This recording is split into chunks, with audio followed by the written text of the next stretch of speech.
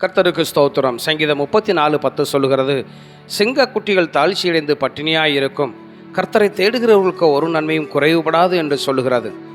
இந்த சங்கீதத்தை பாடின தாவீது, அவர் தன்னுடைய வாழ்க்கையிலே 7 சகோதரரோடு உடன் பிறந்த 8வது சகோதரராக இருந்தார்.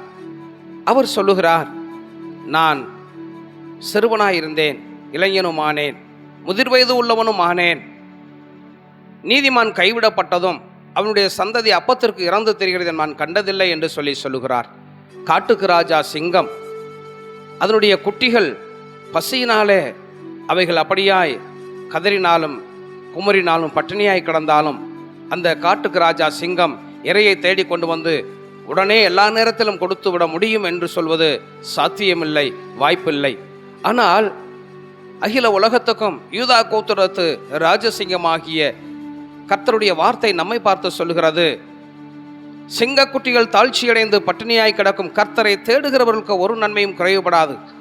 ஆகாய் 6:5 சொல்லுகிறது, கர்த்தரை தேடுங்கள் அப்பொழுது பிழைப்பீர்கள் என்று சொல்லி. அப்படியானால் கர்த்தரை நாம் தேடும் பொழுது கர்த்தர் நம்மை ஆசீர்வதித்து நமக்கு தேவையான பொருளாதார நன்மை சகல நன்மைகளையும் தந்து ஆசீர்வதிப்பார். ஒரு நன்மையும் குறைவுபடாது. God bless you.